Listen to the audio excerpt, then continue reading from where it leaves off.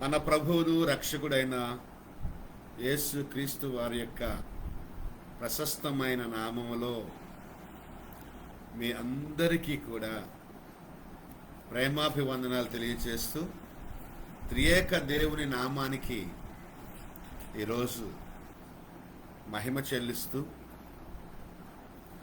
ఆయన యొక్క సందేశాన్ని వినిపించడానికి మీ ముందుకు రావటం జరిగింది. ప్రియులారా, పరిశుద్ధ గ్రంథమైన బైబిలు మానవ జీవితాన్ని ప్రభావితం చేస్తుంది. ఈ లోకంలో ఎన్నో రకాల పుస్తకాలు ఉన్నాయి, గ్రంథాలయాలు, లైబ్రరీస్ ఉన్నాయి, ఎన్నో రకాల ఆర్టికల్స్ ఉన్నాయి, నావెల్స్ ఉన్నాయి. ఇవన్నీ చదువుతున్నా సరే కొన్ని పుస్తకాలు ఆహ్లాదాన్ని ఇవ్వచ్చు, కొన్ని పుస్తకాలు వాస్తవాల్ని చరిత్ర రూపంగా మన ముందు ఉంచవచ్చు. కానీ ఒక్క పరిశుద్ధమైన గ్రంథం ఏదైనా ఉంది అంటే బైబిల్ మాత్రం. చూడండి, ఇక్కడ పరిశుద్ధ గ్రంథం. ఈ పరిశుద్ధ గ్రంథమైన బైబిల్ మాత్రమే దీనిని చదివే వాడి జీవితాన్ని మారుస్తుంది. ఇది మనం నేర్చుకోదగ్గ విషయం. కాబట్టి ఒక మనిషిని ఎప్పుడు కూడా మార్చలేడు. ఒక వ్యవస్థ ఇంకొక వ్యవస్థను మార్చలేదు, లేక ఒక కుటుంబం ఇంకొక కుటుంబాన్ని మార్చలేదు. మనం మారాలి, మనమే మారాలి అంటే దేవుని వాక్యమైన పరిశుద్ధ గ్రంథం మాత్రం మనకి ఉండాలి. ఈ గ్రంథమే లేకపోతే మానవ జీవితాలు ఎప్పటికీ మారవు. కాబట్టి మన మార్పును మనం కోరుకోవాలంటే మనం ఈ పరిశుద్ధ గ్రంథమైన బైబిల్ని మాత్రం రోజు చదువుతూ ఉండాలి. రోజు చదివే కొద్దీ, చేసే కొద్దీ అనేకమైనటువంటి విషయాలలో మనం వృద్ధి చెందుతుంటాం, మార్పు చెందుతుంటాం. ఆటోమేటిక్గా మన క్యారెక్టర్ మారిపోతుంటుంది, మన హావభావాలు మారిపోతుంటాయి, మన నడవడిక మారిపోతుంటుంది, మన మాట తీరు మారిపోతుంటుంది. ఏమైనా చెడు క్రియలు చేస్తే కనుక వాటి నుండి మనంతట మనమే వాటి నుండి తప్పించుకోవటానికి ఒక నిఘంటువు, మార్గదర్శి ఈ యొక్క పరిశుద్ధ గ్రంథమైన బైబిల్. అయితే ఇందులో అనేక మాటలు ప్రభావితం చేస్తున్నప్పటికీ కూడా మానవ జీవితాన్ని ఒక మాట నేను చదివి వినిపించాలని ఆశపడు. దేవుని యొక్క గొప్ప ఉన్నతమైన లక్షణాల్లో ఒక మంచి లక్షణాన్ని గురించి నేను మీతో మాట్లాడాలని ఆశపడుతున్నాను. అంటే దేవుడే నా ద్వారా మీతో మాట్లాడాలని ఆశపడుతున్నాను. అపోస్తలుడైన పౌలు తన ఆత్మీయ కుమారుడైన తిమోతికి రాస్తూ మొదటి పత్రికలో 1వ అధ్యాయము 8వ మాట ఈ రకంగా రాయబడి ఉంది. మొదటి తిమోతి పత్రిక 1వ అధ్యాయము 8వ మాట. అయినను శ్రీమంతుడకు దేవుడు నాకు అప్పగించిన ఆయన మహిమగల సువార్త ప్రకారం, రైట్, ఇంకా 11 వచనాల వరకు 3 వచనాలు అక్కడ రాయబడి ఉంటాయి. అయితే ఇక్కడ మనం గమనించాల్సిన విషయం ఏంటంటే, ప్రియులారా, ఆయన మాట్లాడుతూ దేవుని గురించిన సంబోధన ఏం చేశాడంటే, దేవుడంట శ్రీమంతుడంట, శ్రీమంతుడగు దేవుడు. దేవుడు ధనవంతుడు అంటే భూమి ఆయనదే, ఆకాశము ఆయనదే, సర్వ సృష్టి కూడా ఆయనది. ఈ భూలోకంలో ఎవరైనా సరే, ఈ భూగ్రహం మీద బిల్ గేట్స్ ఉన్నాడు, అలాగే ఫోర్బ్స్ లిస్ట్లో చాలామంది ఉన్నారు. నేను ఏ టౌన్లో ఉంటున్నానో ఆ టౌన్ నా ఇంటి ప్రక్కనే $2 బిలియన్ అధినేత ఉన్నాడు. నా ఇంటి ప్రక్కన. వీళ్ళందరికీ ఈ భూమి మీద దేవుడు ధనాన్ని ఇచ్చాడు. అయితే ధనం అనేది, లేకపోతే ధనిక స్థితి అనేది కేవలం డబ్బు మీద ఆధారపడి మాత్రమే నిర్వచించబడదు. డబ్బున్నంత మాత్రాన నిజమైన ధనవంతుడిగా మనం ఈ రోజున ఆ మనిషిని అంచనా వేయకూడదు, నిర్ధారించకూడదు. డబ్బు చాలా మందికి ఉంది, కానీ ఆ డబ్బు ఎవరిది అంటే ఆ దేవుడిది. నా దగ్గరికి చాలామంది మిషనరీస్ వస్తుంటారు, నేను కూడా వెళ్తూ ఉంటాను. ఒకసారి న్యూజిలాండ్ నుండి ఒక ధనవంతుడు నా దగ్గరకు వచ్చాడు. నేను పెద్ద ధనవంతుడు అనుకోలేదు. ఆయన చూస్తే చిన్న షార్ట్ వేసుకున్నాడు, టీ షర్ట్ వేసుకున్నాడు. మామూలుగా చూస్తే పోకరి కుర్రోడ్లాగా ఉన్నాడు. వృద్ధుడే అనుకోండి, కానీ అలా కనిపిస్తాడు సింపుల్గా. ఆయన ఆహారం పెట్టాము, పెడితే రోటీలో సగం రోటీ తిన్నాడు. 10 రూపాయలు థమ్స్అప్ బాటిల్ ఇస్తే దాంట్లో హాఫ్ బాటిల్ తాగాడు. అదే తన ఆహారం, ఇంకెక్కువ తిన్నాడు. అయితే నేను తెలియక, ఏమండి ఏంటి మీ భోజనం ఏంటి, మీ ఏంటి డయాబెటీసా లేకపోతే ఏంటిది కదా, ఏమో చెప్పుకొచ్చాడు. అయితే ఆ తర్వాత ఆయన ప్రక్కన ఉన్నటువంటి ఇంకొక ఆయన తీసుకొచ్చిన అని చెప్తున్నాడు కదా, ఆయన ఆ దేశంలో అత్యధిక ధనవంతుడంట. వీళ్ళందరూ బిజినెస్ పీపుల్ అన్నమాట, అత్యధిక ధనవంతుడు. చిన్న సింపుల్గా ఆయన ఒక మాట అన్నాడు నాతో. ఏమంటానంటే, కుమార్, నేను ఒకప్పుడు బీదవాడిని, నన్ను దేవుడు కరుణించాడు, నాకు దేవుడు ఆస్తి ఇచ్చాడు. నా దగ్గర ఉంటున్నది నా డబ్బు కాదు, అది దేవుడి డబ్బు. అది వ్యాపారమైనా, ఉద్యోగమైనా, పొలాలైనా, లేకపోతే షిప్పులైనా, చాపర్స్ అయినా, నా భార్య అయినా, బిడ్డలైనా, భవనాలైనా, ఏదైనా సరే, ఇప్పుడు ఉన్న కార్లైనా, ఏవైనా సరే, ప్రతి వాహనం, ప్రతి ఇల్లు, ప్రతి పొలం, ప్రతి వ్యాపారం, ప్రతి పైసా నాకు దేవుడిచ్చిందే. దేవుడిచ్చాడు, దేవుడు తీసుకోగలడు, దేవుడు ఇంకా ఎక్కువ ఇవ్వగలడు అని ఆ రోజు యోబు చెప్పినటువంటి ఒక మాట నాకు చెప్పాడు. నా ఇంటికి వచ్చి ఆతిథ్యం స్వీకరించి మాతో పాటు 3 రోజులు ఉండి పరిచయం చేసి నాకు ఆ బోధ బోధించి వెళ్ళిపోయాడు. సో ఈ ప్రపంచంలో 700 కోట్ల మందిని పెంచుతున్న ఏకైక దేవుడు ఎవరైనా ఉన్నారంటే ఆయనే ప్రభు అయిన యేసు క్రీస్తు. ఆయన్ని శ్రీమంతుడు అని అపోస్తలుడైన పౌలు గారు సంబోధిస్తూ మాట్లాడుతున్నారు. ఈ శ్రీమంతుడు ఆయనకు ఎందుకు అంత అంత అంత పేరు పెట్టి ఆయన పిలవడం జరిగింది అంటే, ఈ శ్రీమంతుడు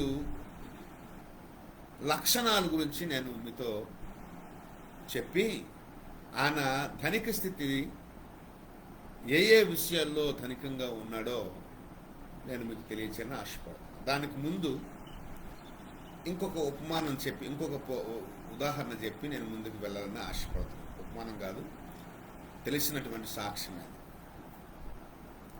నాకు తెలిసినటువంటి మిషనరీస్ చాలామంది ఉన్నారు. లేకపోతే చెప్పాను కదా, నాకు తెలిసినటువంటి వాళ్ళలో ధనికులు కూడా చాలామంది ఉన్నారు ఇండియాలోనే, ఇక్కడ వైజాగ్లోనే. ఒక ఆయనకి సుమారు ఒక 100 కోట్ల వరకు ఆస్తి ఉండొచ్చు, ఒక 100 కోట్ల రూపాయల వరకు ఆస్తి ఉండొచ్చు. కానీ అది దేవుడిచ్చిందే. ఆయన కూడా మిషనరీయే, దేవుడిచ్చింది. అయితే ఆ 100 కోట్ల రూపాయల్లో ఆ డబ్బులు అలాగా దాచిపెట్టి పొలబెట్టి అలాగ దాన్ని చూడడం వరకే సరిపోద్ది. కానీ ఆయనకి దాంట్లోంచి రూపాయి తీసి ఖర్చు పెట్టడం అనేది నేను ఎరగను. ఆయనతో తిరిగే వాళ్ళు కూడా ఇంకా ఎవరితోనైనా ఆయన కలిసి వాళ్ళు ఏదైనా ఆతిథ్యమిత్తి స్వీకరిస్తాడు తప్పించి, కానీ ఒక టీ కూడా ఎదుటి వాడి దగ్గర కక్కుర్తి పడతాడు. కానీ ఆయన ఏమీ కూడా ఆయనతో వెళ్ళే వాళ్ళకి కడుపు కాల్చడమే తప్పించి, కానీ కడుపు నింపడం అనేది ఆయనకి తెలియదు. ఇటువైపు చూస్తే దేవుడేమో 100 కోట్ల ఆస్తి ఇచ్చాడు, ఖర్చు పెట్టాడు. పిల్లలు కూడా లేరు, ఖర్చు పెట్టాడు, తీయడు. మరి అతన్ని ఎలాగ ధనవంతుడు లెక్క కింద వేస్తారు? విశ్వాసం లేని క్రియలు మృతం అన్నట్టుగా ఖర్చు పెడుతుంటే దేవుడు వస్తూ ఉంటుంటాడు. దేవుని కొరకు ఖర్చు పెడుతూ ఉండాలి. దేవుడు ఎందుకు డబ్బులు ఇస్తాడు అంటే, దేవుడు డబ్బులు దాచుకోమని, బ్యాంకుల్లో వేసుకోమని, వడ్డీలు ఎక్కువ చేసుకోమని, వ్యాపారాలు చేసుకోమని కాదు. మనం ఏ వ్యాపారం చేయాలి? దేవుని రాజ్య సంబంధమైన వ్యాపారం చేయాలి. సువార్తకు ఖర్చు పెట్టాలి, అనాథలకు ఇవ్వాలి, బీదలకు ఇవ్వాలి, విధవరాలకు ఇవ్వాలి, పరదేశులకు ఇవ్వాలి, ఆహారం లేని వారికి ఆహారం ఇవ్వాలి, ఆరోగ్యం లేని వారికి వైద్యం చేయించాలి, ఆశ్రయం లేని వారికి ఆశ్రయాన్ని కల్పించాలి. సంఘ అవసరాలు ఉన్నాయి, సంఘ క్షేమాభివృద్ధికి సంబంధించిన కార్యక్రమాలు చేయాలి. దేవుని రాజ్య విస్తరింపబడడానికి కావలసిన క్రియాశీలకమైన కార్యకలాపాలు తలపెట్టాలి. ఎందుకు డబ్బు ఎందుకు ఇస్తాడు దేవుడు? ఆయన ఎంత ఇచ్చినా తరగని ఆస్తి ఆయన దగ్గర ఉంది. భూమియు దాని సంపూర్ణత నాదే, భూమి దాని సంపూర్ణత నాదే అని దేవుడు అంటున్నాడు. ఈ భూమి మీద నివసించే నీకు పరసంబంధమైన భూ సంబంధమైన ఆశీర్వాదాలు, తరగని ఆశీర్వాదాలు ఇస్తుంటాడు. అంటే నువ్వు ఖర్చు పెట్టే కొలది, వాడే కొలది, నీ దగ్గర అయిపోతున్న కొలది తిరిగి నీకు దాన్ని నింపుతూ ఉంటుంటాడు. నీటి ఊట ఊరినట్టుగా ఊరింపజేస్తూ వస్తూ ఉంటుంటాడు. మరికొందరు అడ్డుదారుల్లో ధనవంతులు అవ్వడానికి ప్రయత్నం చేస్తుంటారు. మరికొందరు విశ్వాసం ఏంటంటే, శ్రీమంతుడు అని పోలుస్తున్నాం కదా, మరికొందరు విశ్వాసం ఏంటంటే, ఆ శ్రీమంతుడు అన్నదానికి నేను 2-3 మాటల తర్వాత చెప్తాను. ఇంకా ఈలోపు ఒక మానవ అవగాహన మనకి ఉండడానికి, దైవికపరమైన అవగాహన తెచ్చే ముందు ఒక మానవ సంబంధమైన అవగాహన గురించి మాట్లాడతాం. నాకు తెలిసిన ఇంకొక యవ్వన సేవకుడు 24 గంటలు కూడా ఫోన్ పట్టుకొని ఫోన్లో స్టాక్ మార్కెట్ అని, బిట్ కాయిన్ అని, ఆ తర్వాత ఎలన్ మాస్క్ అని, తర్వాత ఇంకేంటేంటో ఒక 100 ఉన్నా, ఒక 200 ఉన్నా, ఒక 500 ఉన్నా తీసుకొచ్చి దాంట్లో డిపాజిట్ చేస్తున్నాడు. తన దగ్గర ఉన్న డబ్బులన్నీ కూడా దేంట్లో ఈ స్టాక్ మార్కెట్లోన, ఆన్లైన్ బిజినెస్ మార్కెట్, తర్వాత ఇప్పుడు చెప్పుకున్నట్టుగా మనం బిట్ కాయిన్స్ అని, లేకపోతే స్టాక్ మార్కెట్ అని, లేకపోతే ఎలన్ మాస్క్, ఇవేవో ఉన్నాయి. వీటిలో తర్వాత ఫిక్స్డ్ డిపాజిట్, తర్వాత ఇలాంటివేవో ఉంటాయి. వాటిల్లో డబ్బులు తీసుకొచ్చి చక్కగా దాచుకుంటున్నారు. ఈ 100 రూపాయలు దాచుకుంటట కొన్నాళ్ళకట అది 10 లక్షలు అవ్వచ్చట, 10 కోట్లు అవ్వచ్చట, 50 కోట్లు అవ్వచ్చట, ఇంకెన్నెన్నెన్నో వస్తాయని చేసి వీళ్ళు ఏం చేస్తున్నారంటే ఇందులో డబ్బులు దేవుడికి ఖర్చు పెట్టుకున్న దీంట్లో దాచుకుంటున్నారు. అంటే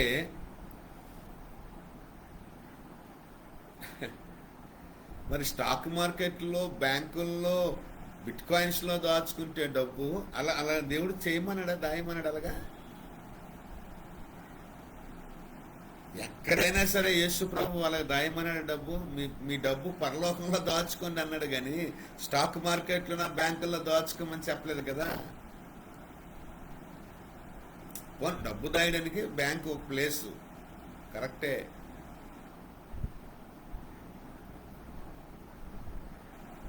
కానీ ఎప్పుడు చూసినా 10 మందితో కూర్చుంటాడు, ఫోనే చూస్తుంటుంటాడు. 2 ముగ్గురితో కూర్చుంటాడు, ఫోనే చూస్తుంటాడు. ఆయనతో మాట్లాడే పాస్టర్ గారికి చిరాకు వస్తుంటున్నారు. నేను ఒక రోజు అన్నాను ఆయనతో, తమ్ముడు నువ్వు ఫోన్స్లోనా, స్టాక్ మార్కెట్లోనా, ఎఫ్డీస్ రూపంలో బ్యాంకుల్లోనా, ఈ బిట్ కాయిన్స్లోనా నువ్వు దాచుకుంటున్నావు అన్న. మోడీ కూడా కొన్నాడన్నా, బోళ్ళంత మంది కొన్నారన్నా, కొనుక్కొని వాళ్ళకి విజన్, అది విజన్, అది కింగ్డమ్ విజన్స్ ఏమున్నాయి వాళ్ళకి? కింగ్డమ్ విజన్స్ ఏమున్నాయి చెప్పండి? కింగ్డమ్ విజన్స్ ఏమన్నా ఉన్నాయా? మన విజన్ ఏంటి? మన కాలింగ్ ఏంటి?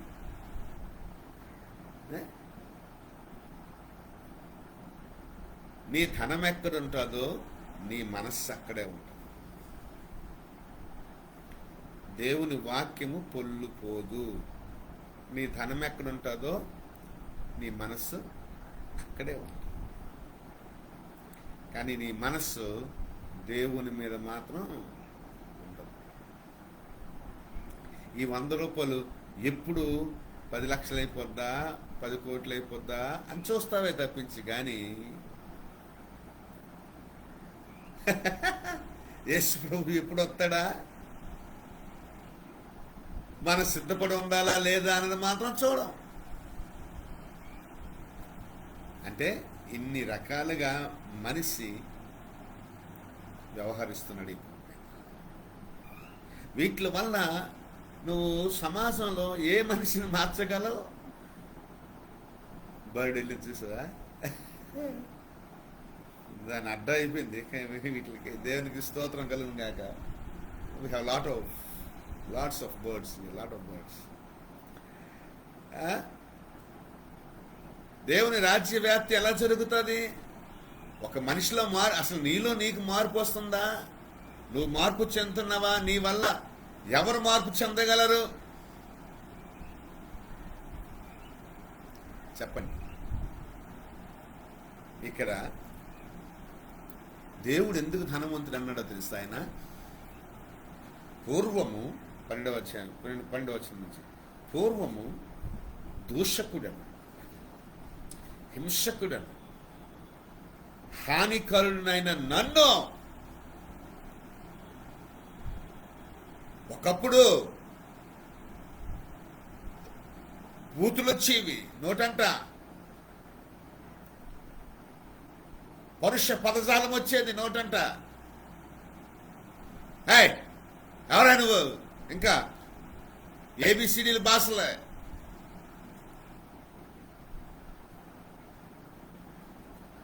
ఇంకా ఆ రకంగా ఫోర్స్ ఉండేది ఆ రోజుల్లో. నన్ను ఎవడు టచ్ చేసేవారు కాదు, అంత ఫోర్స్ ఉండేవాడిని. దూషకుణ్ణి, హింసకుణ్ణి, ఎవరిని బాగుపడిచేవాడిని కాదు. హానికరుడిని. చాలా మంది నేను కొట్టాను, గాయపరిచాను, చంపాను. అలాంటి నన్ను తన పరిచర్యకు నియమించాడు. దొంగోని చేతికే తాళలిచ్చాడు దేవుడు. నేను చెబుతున్నాను, ఈ లోకంలో నువ్వు మంచోడు అయితే, మంచి మనస్సుంటే, మంచి ప్రేమమయుడు అయితే నువ్వు వాళ్ళ బతుకు పర్లేదు. కానీ ఎవడైతే దేవునికి విరోధంగా తిరుగుతాడో, దేవుడు దుఃఖపెట్టి తిరుగుతాడో, దేవునికి వంగక తిరుగుతాడో, వాడి చేతికే దేవుడు తన పనిని అప్పగిస్తాడు. ఒకప్పుడు మనం కూడా అంతే, నేను కూడా అంతే. దేవుడి మాట వినేవాడిని కాదు, దేవుడికి లోబడేవాడిని కాదు. కానీ నేటికి 23 సంవత్సరాలు పూర్తికాలపు సేవ ఆయన మీద ఆధారపడి చేయటానికి దేవుడు కృప చూపిస్తున్నాడు. ఉద్యోగం లేదు, వ్యాపారం లేదు. ఆ ఉన్న ఉద్యోగం 22 సంవత్సరాల క్రితమే వదిలేస్తాం. ఉన్న ఊరు వదిలేస్తాం, కన్న ఇల్లు వదిలేస్తాం, కన్న తల్లిదండ్రులు వదిలేస్తాం, అన్నదమ్ములు వదిలేస్తాం. నేను నా భార్య ఒక ఊర్లో సేవకి వెళ్ళిపోయాను. 2 బిడ్డల్ని ఇచ్చాడు దేవుడు. చదువుతున్నారు, చక్కగా చదువుతున్నారు. చక్కని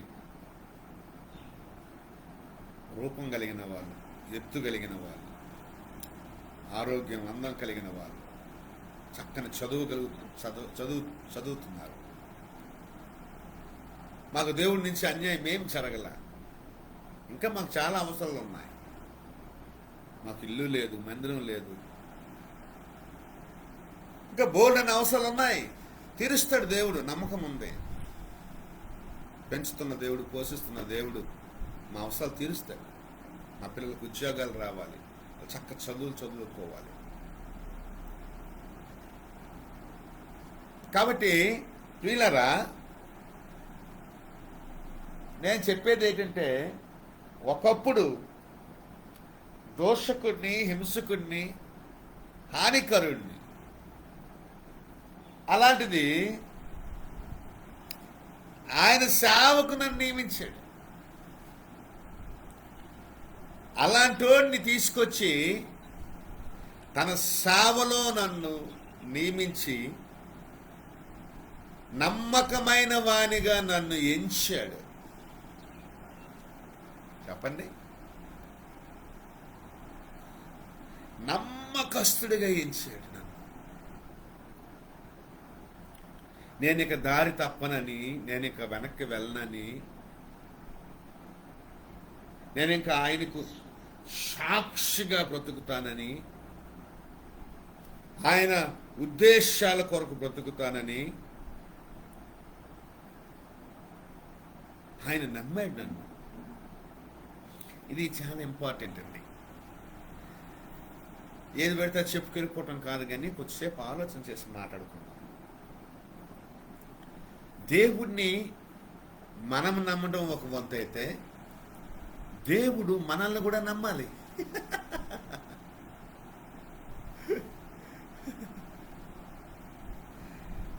ఈ విషయంలో నేను ఒకసారి మొన్నే ఒక క్లాస్ గారితో మాట్లాడా. తమ్ముడు,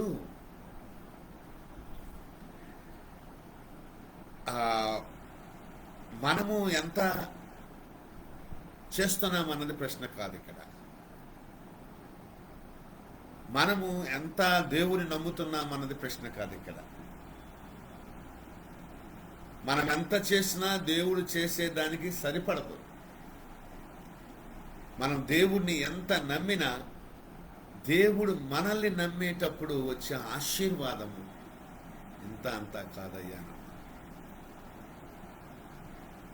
అలాగే ఒకసారి ఒక దైవజనుడు నాకు, చాలా మంచి పని చేస్తున్నావు కుమార్, నువ్వు చక్కని పరిచర్య చేస్తున్నావు, మరి ఇల్లు కట్టావా, మందిరం కట్టావా అని ఒకసారి అడిగినప్పుడు, లేదండి ఇంకా అనంటే,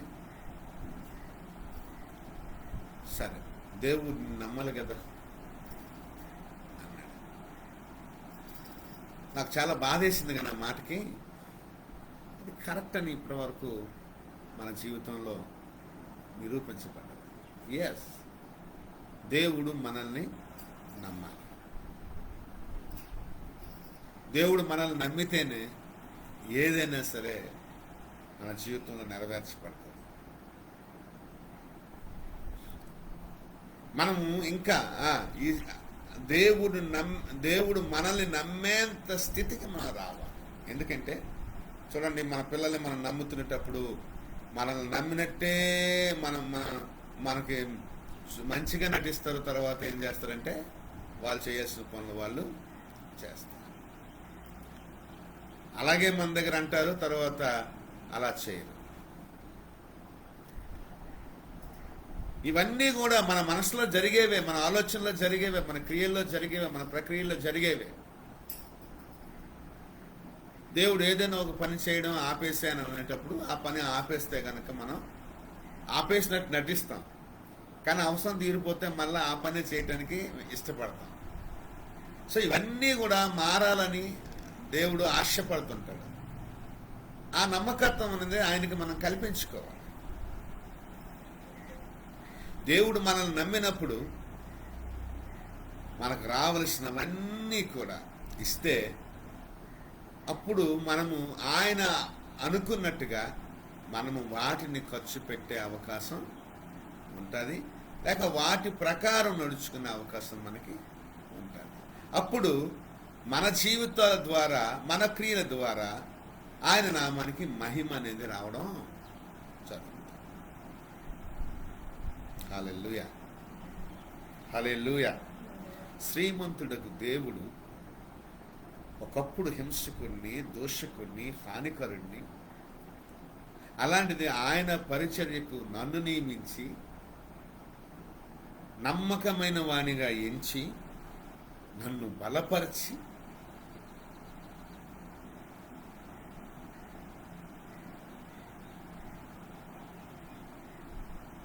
నన్ను వాడుకుంటాడు. ఎంత గొప్ప సంగతి! ఇది ఆయనలో ఉన్న ధనిక స్థితి.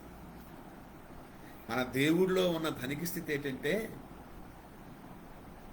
ఎవరైతే ప్రమాదకారులుగా బ్రతుకుతుంటారో ఈ భూమి మీద, ఎవరైతే దోషకులుగా బ్రతుకుతుంటారో, ఎవరైతే హానికరులుగా ఉంటుంటారో అలాంటి వారిని మార్చి, అలాంటి వారిని బలపరిచి, అలాంటి వారిని తన సేవలో నియమించి అద్భుతమైన సేవా పరిచర్యను కొనసాగింపచేసేవాడే ఈ ధనవంతుడైన లేక శ్రీమంతుడగు దేవుడు.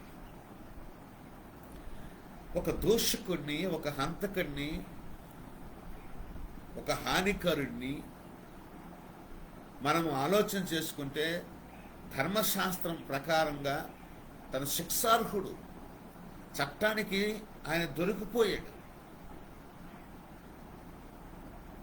చట్టం వల్ల మార్పు అనేది ప్రజల్లో రాదు. చట్టం ఏంటంటే చేసిన తప్పుకి శిక్ష వేస్తా తప్పించి కానీ తప్పు చేసిన మనిషిని మార్చలేదు. తప్పు చేసిన మనిషిని మార్చలేదు. అప్పుడు ఆ శిక్షాకాలం పూర్తయిపోయిన తర్వాత మరలా వాడు పరివర్తన చెందక మళ్ళా పాత తప్పులు చేయడానికి, పాత మార్గాల్లో నడుచుకోవడానికి తనకు ఒక అవకాశం ఉంది. అవసరమైతే మళ్ళా మళ్ళా మళ్ళా మళ్ళా మళ్ళా మళ్ళా శిక్ష అనుభవించడానికి ఆయన ఇష్టపడతాడేమో తప్ప కానీ తనలో ప్రవర్తన మారే అవకాశం కనబడదు.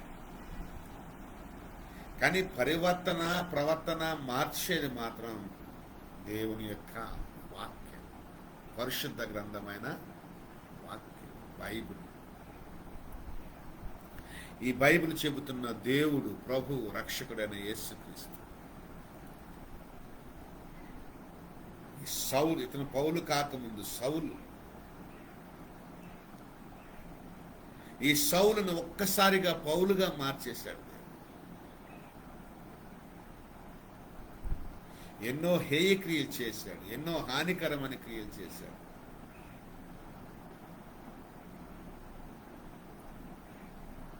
నోటి భాష దుర్భరం, దౌర్భాగ్యం. ఇంకా అవన్నీ కూడా మన ఇళ్లలో మన పిల్లలు మాట్లాడుతుంటే ఒక్కోసారి వింటుంటాం. ఎవడెవడో వీధుల్లో మాట్లాడుకుంటే పర్లేదేమో కానీ మన పిల్లలు మన ఇళ్లలో మాట్లాడుతుంటే అసహ్యంగా అనిపిస్తుంటుంది. చాలాసార్లు నేను నా పిల్లలు గద్దించాను, లోకపు భాష అంతా తీసుకొచ్చి ఇంట్లో వాడద్దు అని. నోరు జాగ్రత్త అని చెప్పాను, ఒళ్ళు జాగ్రత్త అని చెప్పాను, జీవితం జాగ్రత్త అని చెప్పాను. దేవుని సేవకులమైన మనం మన పిల్లలకు చెప్పుకుంటాం, వాళ్ళు బాగుపడతారని చెప్తాం. అలాగే ప్రియులారా, ఈ మనిషి మారడానికి, ఎంత హానికరుడు మారడానికి, హింసకుడు మారడానికి పాపుల్లో ప్రధానుడైన నన్ను మార్చాడు, రక్షించాడు, దీవించాడు, నియమించాడు, బలపరిచాడు, నమ్మకమైన వారిగా ఎంచాడు అని పౌలు గారు దేవుని గురించి మాట్లాడుతున్నాడు. He was talking about his Lord. He was talking about the Lord Jesus Christ. అది ఆయన ధనిక స్థితి, దేవుని ధనిక స్థితి. ఈ లోకంలో ఎవ్వరూ మార్చలేనటువంటి మనిషిని టోటల్గా మార్చేశాడు దేవుడు. హల్లెలూయా. కాబట్టి ప్రియులారా, ఎంతని చెప్పను, ఏమని చెప్పను ఈయన గురించి.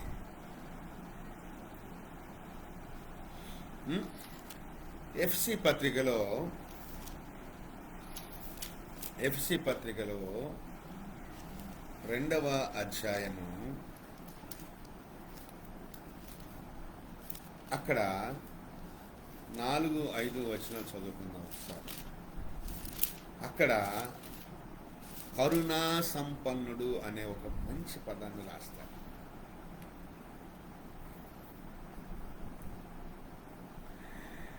నాలుగవ వచనంలో, అయినను దేవుడు కరుణా సంపన్నుడై. ఈ పౌలే తన పత్రికల్లో దేవుడు గురించి రంగరించి రాస్తున్నాడు, అనుభవించి రాస్తున్నాడు. దేవుడు ఎవరో ఆయనకు తెలిసిపోయింది. ఈ కరుణా సంపన్నుడు అనగా he was rich in mercy, in compassion, in love.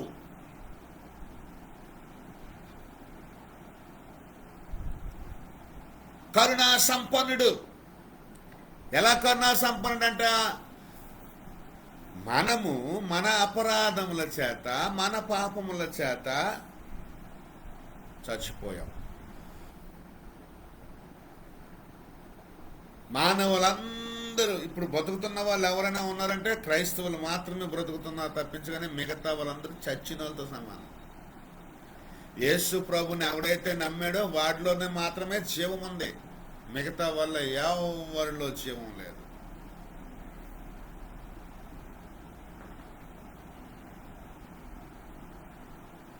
ఇంకా వాళ్ళ జీవం లేదు.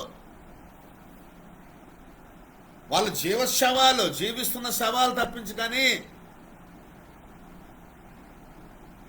జీవం లేవు. అందులో ఏమని రాయబడిందట? పాపముల చేత చచ్చిపోయాం. పాపముల చేత చచ్చిపోయాం.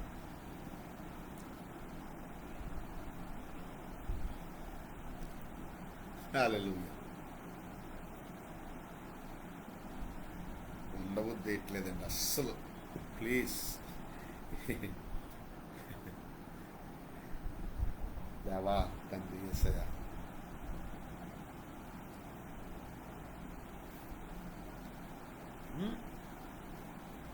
పాపముల చేత చచ్చిపోయాం, అపరాధాల చేత చచ్చిపోయాం. మనము మన అపరాధముల చేత, మన పాపముల చేత చచ్చిపోయాం. మనిషి పాపం చేయటం నైజం. పాపము వలన వచ్చే జీతము మరణం. అయితే పాపం చేత చచ్చిపోతే దేవుడు క్రీస్తుతో కూడా మనల్ని బ్రతికించాడు. పాపము చేయడం మాత్రమే కాకుండా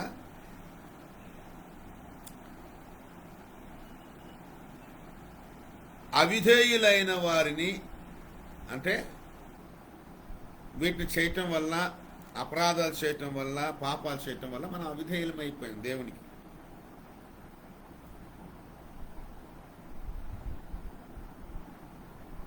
ప్రేరేపించు శక్తిని, అధిపతిని అనుసరించిన వాళ్ళమై ఈ ప్రపంచ ధర్మము చొప్పున మునుపు మనము నడుచుకుంటాం.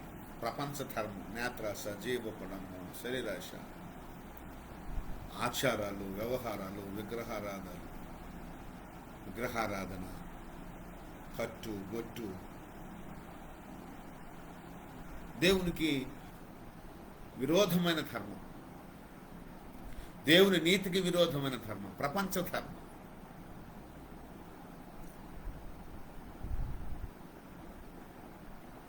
వారితో కలిసి మనమందరము శరీరం యొక్కయు మనస్సు యొక్కయు కోరికలు నెరవేర్చుకొనొచ్చు మన శరీరాశలను అనుసరించి మునుపు ప్రవర్తించాము.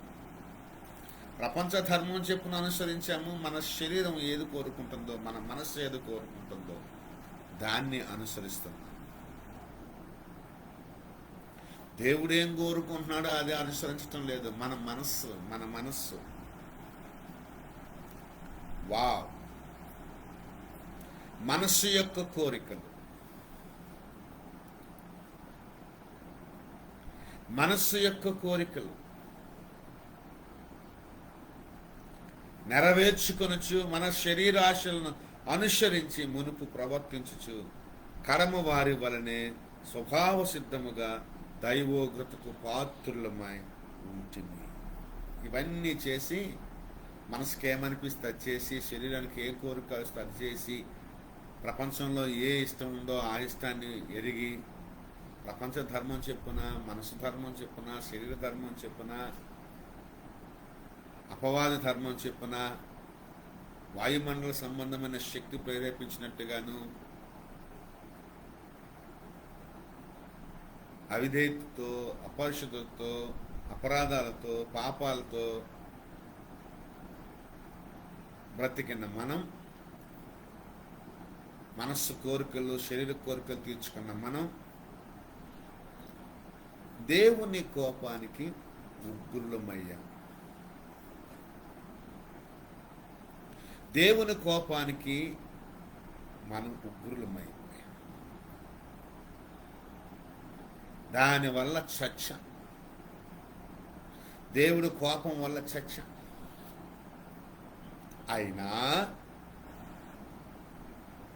దేవుడు కరుణా సంపన్నుడై ఉండి మనము మన అపరాధముల చేత చచ్చిన వారమై ఉండినప్పుడు సైతము మన ఎడల చూపిన తన మహాప్రేమ చేత మనలను క్రీస్తు కూడా బ్రతికించాడు.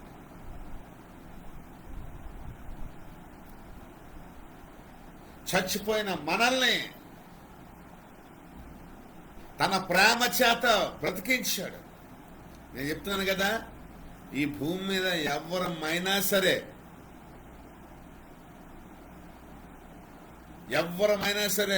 ఎవరైనా బ్రతుకున్నాడు అంటే గనక వాడు యేసు క్రీస్తు ప్రభునందు విశ్వసించిన వాడు మాత్రమే బ్రతుకున్నాడు తప్ప మిగతా వాడు బ్రతుకే కాదు.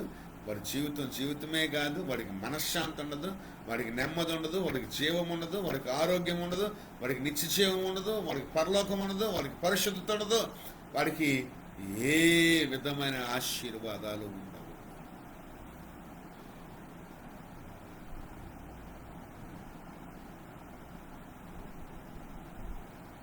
తెలుసా? మనసా? తెలుసా? మనసా? మనము మన అపరాధములు చచ్చిపోయాం. మనస్సు కోరికలు నెరవేర్చుకొని చచ్చాం.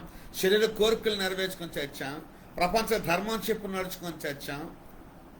వాయుమండల సంబంధమైన శక్తి చేత ప్రేరేపించబడి చచ్చాం. అవిధేయతతో చచ్చాం, అపరాధంతో చచ్చాం, పాపంతో చచ్చాం. కానీ దేవుని ప్రేమతో, దేవుని కరుణతో బ్రతికాం. హల్లెలూయా. కానీ దేవుని ప్రేమ, అందుకోసం దేవుని లోకం ఎంతో ప్రేమించిన కాగా తన అద్వితీయ కుమారునిగా పుట్టిన వారి యందు విశ్వసించే ప్రతి వాడు నశింపక నిత్య జీవం పొందుకున్నట్లు ఆయన వారికి అనుగ్రహించాడు. ఎంత కరుణా సంపన్నుడు. ఒకప్పుడు దూషకుడు, ఒకప్పుడు హానికరుడు, ఒకప్పుడు దుర్భాషలాడేవాడు,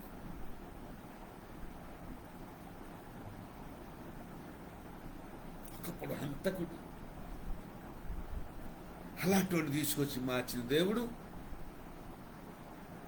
పాపం చేత, మనసు కోరికల చేత, శరీర కోరికల చేత, అపరాధాల చేత, అవిధేయత చేత దేవుని ఉగ్రతకు లోనైపోయి సాతాను ప్రేరేపించే శక్తి చేత మనం నడుచుకొని మన కోరికలు మనం నెరవేర్చుకొని దేవుని కోపానికి గురైపోయిన మనల్ని, దేవుని కోపానికి, మన పాప ఫలితానికి చచ్చిన మనల్ని దేవుడే మళ్ళా ప్రేమించి మనల్ని బ్రతికించాడు. ఎవడండి బ్రతికిస్తున్నాడు? ఎవడండి చేయగలడు ఈ లోకంలో ఇలాగా? ఎవరికి ఆ దమ్ము ధైర్యం ఉందా? ఎవరికి ఆ సత్తా ఉందని అడుగుతున్నాను నేను ఈ రోజున. చచ్చిపోయిన బ్రతికించే శక్తి ప్రభు అయిన యేసుక్రీస్తుకు మాత్రమే ఉంది. దేవుని ప్రేమ లాంటిది. కరుణా సంపన్నుడు. He is rich in mercy.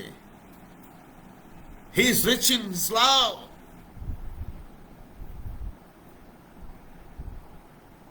ప్రేమలో సంపన్నుడు, దయ చూపించడంలో సంపన్నుడు, కరుణించడంలో సంపన్నుడు, క్షమించడంలో సంపన్నుడు, బలపరచడంలో సంపన్నుడు, సేవకు నియమించడంలో సంపన్నుడు, నమ్మకంగా మనల్ని ఎంచుకోవడానికి సంపన్నుడు.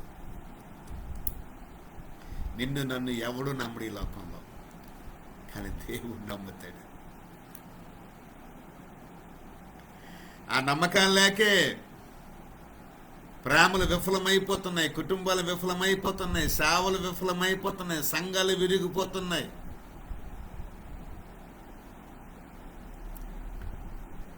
సేవలు పోతున్నాయి, సహవాసాలు విరిగిపోతున్నాయి, సేవకులు విడిపోతున్నారు, సేవకుల కుటుంబాలు విడిపోతున్నాయి. కానీ మనల్ని నమ్మే దేవుడు, మనల్ని బలపరిచే దేవుడు, మనల్ని సేవకు నియమించేది, పరిచర్యకు నియమించిన దేవుడు, శ్రీమంతుడకు దేవుడు. నేను చెప్తాను, ఈ స్టాక్ మార్కెట్లో వీటిలో నమ్మకం పెట్టుకున్న నువ్వు దేవుని నమ్మి దేవుని రాజ్యములో విత్తే, పరలోకంలో దాచుకుంటే అది ఇంకెంత ఫలం ఇస్తుంది, అది ఇంకెంత ఫలం ఇస్తుంది. మనస్సు కోరికల్ని నెరవేర్చుకోవడానికి ప్రయత్నం చేయి. దేవుని కోరికలు నెరవేర్చడానికి ప్రయత్నం చేయి. దేవుని కోరికలు ఉంటాయి. నిన్ను మార్చిన దేవుడు, నిన్ను నియమించిన దేవుడు, నిన్ను పిలిచిన దేవుడు, నిన్ను ఏర్పాటు చేసుకున్న దేవుడు. అంతేకాకుండా క్రీస్తు యేసునందు ఆయన మనకు చేసిన ఉపకారము ద్వారా అత్యధికమైన తన కృపా మహదైశ్వర్యము గ్రేస్, తన కృప చూపించడంలో ఐశ్వర్యవంతుడు. His grace is rich, His love is rich, His mercy is rich, His strength is rich. శ్రీమంతుడగు దేవుడు, rich God, a rich God. He is rich God.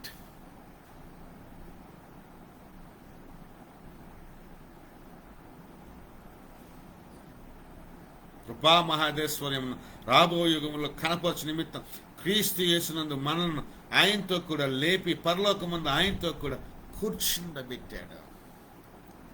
ఇప్పుడు నువ్వు ఎక్కడ కూర్చున్నావో తెలుసా? నీ సీట్ ఎక్కడుందో తెలుసా? You have been seated with the Lord Jesus Christ in the heavenly places. ఇప్పుడు యేసు క్రీస్తుతో పాటు సమానంగా కూర్చున్నావు. ఇది విశ్వాసము ద్వారా కృపచేతనే కలిగింది కానీ అది దేవుని వరమే కానీ ఇంకొకటి కాదు.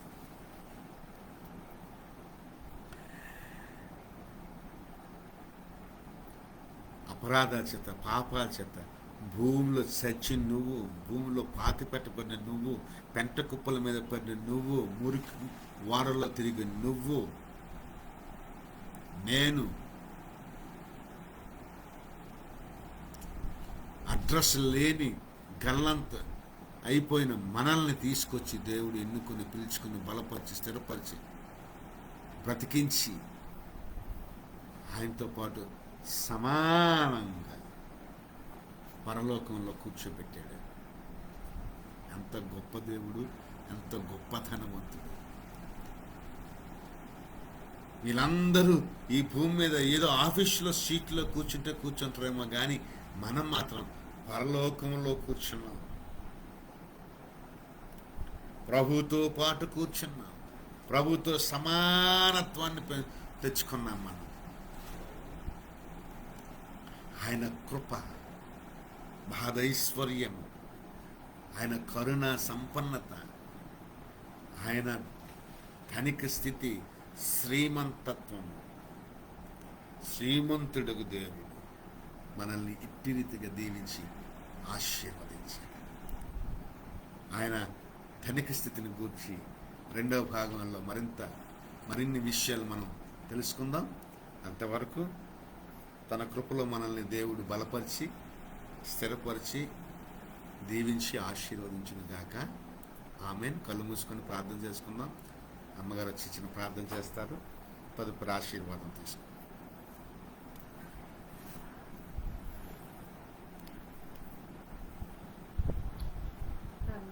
Yes, please. సకల ఆశీర్వాదానికి ప్రకారంలో తండ్రి ఘనమైన నామములో స్తుతి స్తోత్రాలు చెల్లిస్తాం తండ్రి. ప్రభా ఈ మధ్యాహ్నం కాల్చన తండ్రి మీ దాస్ ద్వారా తండ్రి ప్రభా మీ బలమైన స్వరం తండ్రి ప్రభా మధురమైన స్వరం అందరికీ వినిపించే తండ్రి ఏసయ్య స్తోత్రాలు తండ్రి. నిజంగా ప్రభా ఈ లోకంలో ప్రభా ఏసయ్య మేము ఒకప్పుడు తండ్రి ఏసయ్య పాపం చేత ప్రభా అపరాధం చేత అపరుషుడు చేత తండ్రి అయా ప్రభా దుష్టుడు హంతకుడు మేము ఉన్నాం తండ్రి ప్రభా. కానీ ప్రభా నీ గొప్ప ప్రేమతో ప్రభా మమ్మల్ని బ్రతికించావు తండ్రి. నీ మహాప్రేమతో మమ్మల్ని జీవింపచేసావు తండ్రికి స్తోత్రాలు తండ్రి. దేవానికి స్తోత్రాలు. ఈ వాక్యమే ప్రభు మా జీవితంలో మార్చాడు తండ్రి ప్రభా. అనేకమైన హృదయం ప్రభా ఇంకా ప్రభు ఏసయ్య మారలేదు తండ్రి ఏసయ్య. నీ వాక్యం చేత వాళ్ళ హృదయాన్ని తట్టండి ప్రభా. మారి మనసు పొందుకోవడానికి సహాయం దయచేయండి తండ్రి ప్రభా. నీ వాక్యమే ప్రభా వాక్యమనుసారి జీవించడానికి అట్టి కృప మా అందరికీ దయచేయమని ప్రార్థించండి. సంఘంలో జతపరచని ప్రతి బిడ్డను పేరు కుటుంబത്തിന് పేరు దీవించండి. ఈ పరిచయను దీవించండి. ఈ పరిచయ ద్వారా ప్రభా అనేక మంది ప్రభా ఆశీర్వదించండి. ఈ వాక్యం చేత జీవింపు చేయండి అయ్యా ప్రభా. అలాగే తండ్రి ప్రభా మా కొరకు ప్రార్థి సహాయం పంపిస్తూ ప్రతి కుటుంబీకులు పేరు పేరు దీవించండి. అలాగే ప్రభా ఆన్లైన్ ప్రోగ్రాం ద్వారా తండ్రి ప్రభా ఎంతో మంది నీ వాక్యం విన్నారు తండ్రి. ఈ వాక్యం ద్వారా బలపరిచయం తండ్రి, స్థిరపరిచయం తండ్రి అయ్యా ప్రభా. ప్రతి ఒక్క బిడ్డను వాక్యం చేత ప్రభా దీవించండి, ఆశీర్వదించండి, వాక్యం స్థిరపరచండి. సమస్త మహిమకంతా ప్రభావం నామ అర్పించుకుంటూ యేసు పరిశుద్ధంలో అడిగి పట్టుకుంటున్నాను తండ్రి. ఆమేన్. ఆ ప్రార్థన దేవుడు జవాబు దయచేశారు నమ్ముతూ దేవునికి స్తోత్రం చెల్లిద్దాం. కళ్ళు మూసుకుని ఆశీర్వాదం తీసుకుందాం. ఇప్పుడు మన తండ్రి అయిన దేవుని యొక్క ప్రేమ, కుమారుడైన యేసుక్రీస్తు వారి యొక్క కృప, పరిశుద్ధాత్మ యొక్క అన్యోన్య సహవాసం, సమాధానం కూడిన మనందరకు సకల పరిశుద్ధులు ఇప్పుడు ఎల్లప్పుడు సదాకాలము తోడైంది నడిపించింది కాక. యేసు రక్తమే చేయం, సిలువ రక్తమే చేయం, ప్రభు యేసు నామములో సంపూర్ణ విషయం కలుగును గాక. ఆమేన్. God bless you, my friends. Be blessed.